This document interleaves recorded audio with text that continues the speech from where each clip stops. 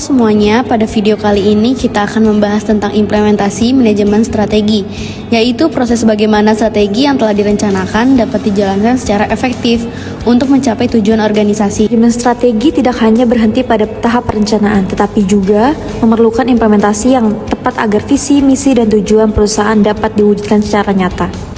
Dalam implementasi manajemen strategi, terdapat beberapa pihak yang berperan penting dalam menyusun strategi perusahaan, yaitu Pertama adalah Chief Executive Officer atau CEO yang bertanggung jawab atas keberlangsungan perusahaan secara keseluruhan. CEO berperan dalam menetapkan visi, misi, tujuan, serta arah strategis perusahaan. Kedua adalah Dewan Komisaris yang bertugas melakukan pengawasan dan evaluasi terhadap pelaksanaan strategi agar tetap sesuai dengan tujuan organisasi. Ketiga adalah Manajer Strategis Business Unit atau SBU yang menyusun strategi pada unit bisnis masing-masing tanpa bertentangan dengan strategi perusahaan secara keseluruhan. Selain itu, terdapat staf perencanaan strategi atau tim khusus yang membantu manajemen puncak dalam menyusun berbagai alternatif strategi untuk menghadapi peluang maupun tantangan bisnis.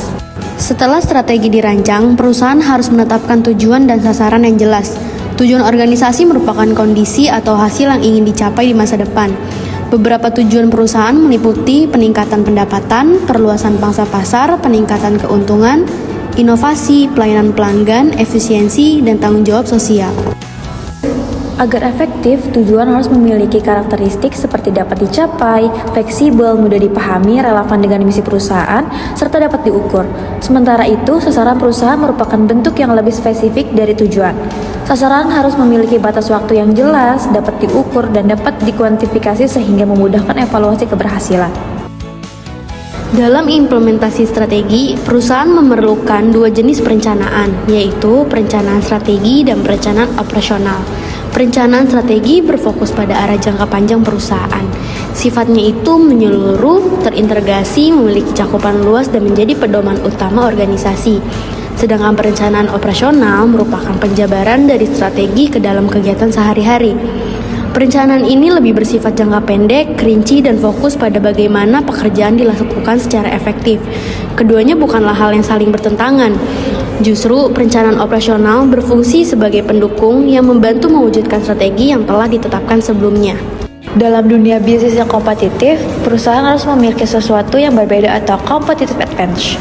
Daya beda inilah yang menjadi magnet bagi konsumen.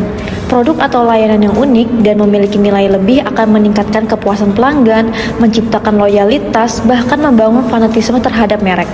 Perusahaan juga perlu memahami dua jenis keunggulan, yaitu keunggulan absolut dan keunggulan komparatif. Keunggulan absolut merupakan keunggulan yang sulit ditiru oleh pihak lain, sedangkan keunggulan komparatif dapat dibangun melalui pembelajaran, keterampilan, inovasi, dan pengembangan teknologi. Dengan keunggulan tersebut, perusahaan dapat meningkatkan posisi persaingan dan berpeluang menjadi pemimpin pasar atau market leader. Strategi yang baik tidak akan berhasil tanpa adanya koordinasi yang efektif. Koordinasi berfungsi menyatukan berbagai aktivitas, sumber daya, dan unit kerja agar bergerak menuju tujuan yang sama.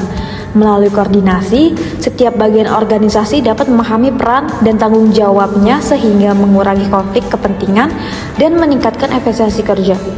Faktor yang mendukung koordinasi meliputi struktur organisasi yang jelas, perencanaan yang baik, prosedur kerja yang teratur, sistem pengawasan, serta sistem informasi yang terintegrasi.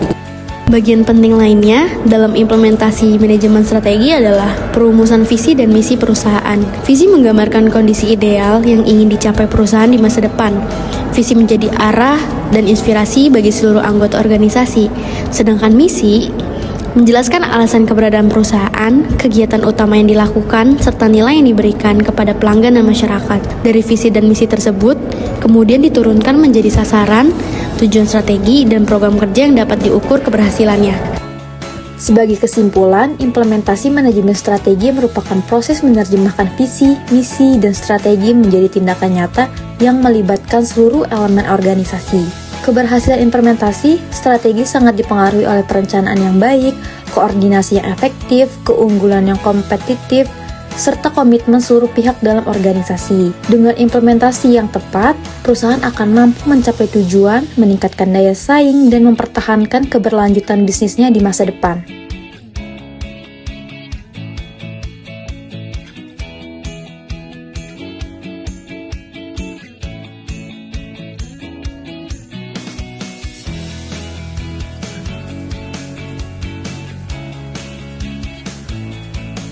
Pada kali ini kita masuk ke contoh kasus. Misalnya, terdapat perusahaan fast food Indonesia yang mengalami penurunan penjualan akibat banyaknya pesaing baru.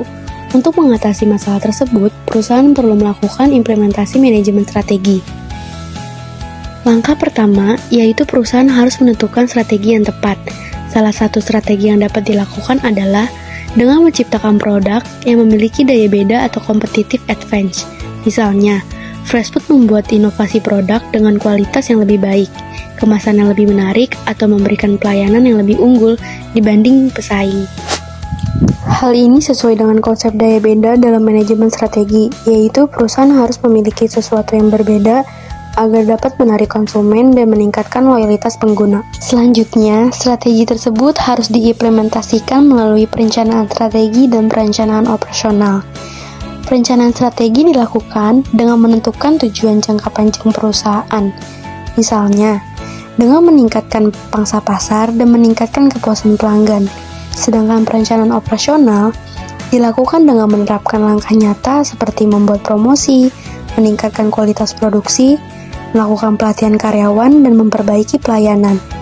Jadi, perencanaan strategi menjadi arah utama perusahaan, sedangkan perencanaan operasional menjadi cara untuk menjalankan strategi tersebut. Nah, selain itu, keberhasilan strategi juga membutuhkan koordinasi antara bagian perusahaan. CEO bertugas menentukan arah dan keputusan strategi perusahaan. Manajer bertugas menerapkan strategi pada bagian masing-masing, sedangkan karyawan menjalankan program kerja yang sudah dibuat. Tanpa koordinasi yang baik, strategi yang sudah dirancang tidak akan berjalan maksimal, karena setiap bagian perusahaan harus bergerak menuju tujuan yang sama. Jadi, kesimpulannya adalah, dalam kasus fast food Indonesia, implementasi manajemen strategi dilakukan dengan membuat strategi yang memiliki keunggulan dibanding pesaing, menyusun perencanaan yang jelas, melakukan koordinasi antar bagian, serta memastikan seluruh anggota organisasi ikut serta menjalankan strategi tersebut. Terima kasih, semoga materi ini bermanfaat dan menambah pemahaman mengenai implementasi manajemen strategi.